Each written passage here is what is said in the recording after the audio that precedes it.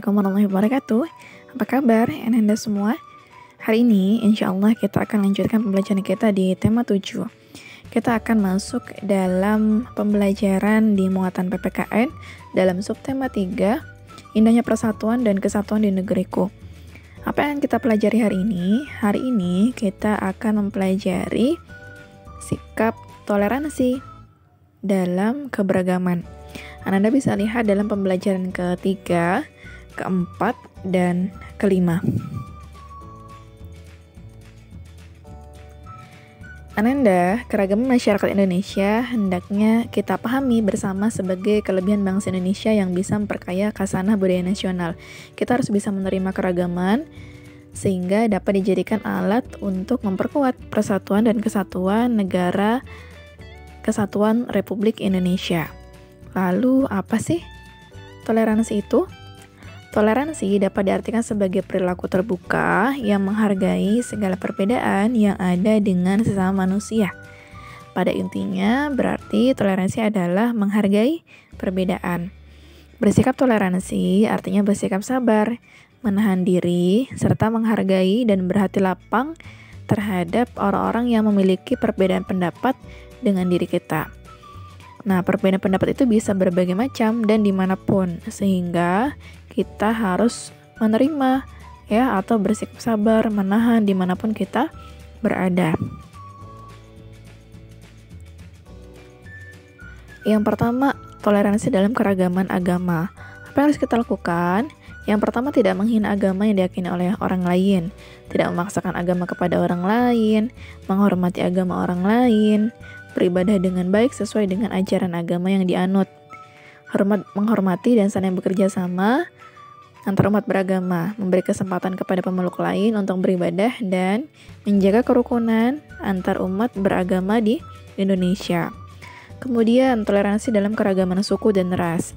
Kita harus bisa berperilaku kepada siapapun tanpa membedakan suku dan ras manapun, menghargai dan menghormati harkat dan martabat, menjunjung nilai kemanusiaan, harus bisa menerima suku-suku dan ras bangsa lain. Lalu bagaimana toleransi dalam keragaman sosial dan budaya? Nah, dalam sosial dan budaya, kita bisa mengetahui dan selalu mencari informasi keanekaragaman budaya bangsa Indonesia yang lain. Kemudian mempelajari dan menguasai seni budaya. Menyaring budaya asing yang masuk ke Indonesia, menghargai hasil kebudayaan dari daerah lain, serta melestarikan dan mengembangkan berbagai jenis seni tradisional, misalnya tari, musik, ataupun berbagai pertunjukan lain. Nah, ada juga toleransi dalam keragaman gender, misalnya dengan tidak membeda-bedakan antara laki-laki dan perempuan ketika kita berteman. Kemudian memberikan hak yang sama antara laki-laki dan perempuan, serta tolong-menolong tanpa membedakan jenis kelamin. Misalnya kita hanya mau berteman kepada perempuan saja, tapi kita juga harus berteman kepada siapapun. Ada dampak positif yang bisa kita dapatkan ketika kita memahami keragaman. Kita bisa memperkaya khasanah budaya nasional, memperkuat persatuan dan kesatuan, kemudian itu sebagai identitas bangsa Indonesia, menambah aset wisata, edukasi, dan hiburan, serta dampak lainnya adalah bisa menumbuhkan rasa nasionalisme, memiliki dan menghargai. Nah, sehingga penting sekali kita untuk bisa memahami keragaman masyarakat di Indonesia. Apakah ada dampak negatifnya? Tentu ada. Nah, inilah dampak negatifnya. Yang pertama, ketika kita tidak memahami, bisa terjadi konflik entah itu ras, suku, maupun konflik antar agama. Kemudian terjadi perpecahan di bangsa dan negara. Memandang masyarakat dan budaya sendiri itu lebih baik. Kemudian kita merendahkan kebudayaan yang lain. Semangat nasionalisme kita itu berlebihan sehingga bisa menganggap rendah dari bangsa lain, serta menghambat pembangunan nasional dan kebijakan pembangunan. Sehingga hindari hal-hal yang bisa mengurangi pemahaman kita tentang keberagaman. Kita bisa melakukan toleransi dalam kehidupan kita. Yang pertama dalam kehidupan keluarga, misalnya dengan membantu pekerjaan orang tua kita, membantu adik saat kesulitan belajar, menghargai perbedaan antar anggota keluarga. Misalnya ada yang keriting, ada yang lurus, kita nggak boleh olok-olok, kemudian menjaga ketenangan saat jam tidur siang, dan mendengarkan nasihat orang tua. Lalu bagaimana sikap toleransi di sekolah? Yang pertama jelas menjaga ketenangan di dalam kelas saat proses belajar mengajar. Yang kedua menghargai perbedaan pendapat dengan teman. Kemudian yang ketiga tidak memaksakan agama kita kepada teman kita, serta mematuhi tata tertib di sekolah kita. Lalu toleransi di masyarakat.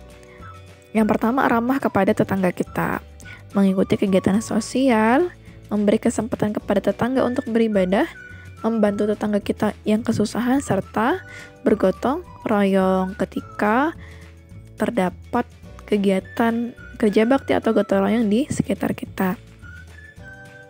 Dengan porsi tugas kita masing-masing.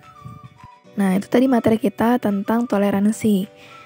Hari ini kita berusaha ya untuk bisa menerapkan toleransi dalam kehidupan kita dimanapun kita berada. Nah, karena materi kita sudah selesai, waktunya kita untuk latihan. Ada 5 soal yang bisa Anda kerjakan. Yang pertama, sebutkan 3 cara menghargai keragaman sosial dan budaya. Yang kedua, jelaskan pelaksanaan toleransi di masyarakat.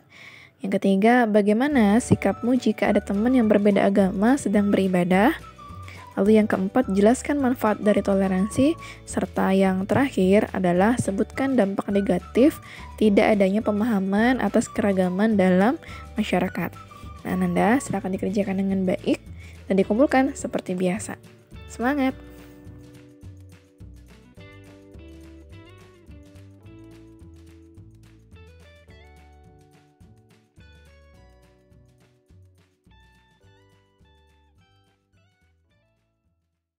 Pagiku cerahku, matahari bersinar, ku gendong tas merahku di pundak. Selamat pagi semua, ku nantikan dirimu di depan kelasmu, menantikan kami. Guruku tersayang, guru tercinta, tanpamu apa jadinya aku? Tak bisa baca tulis, mengerti banyak hal,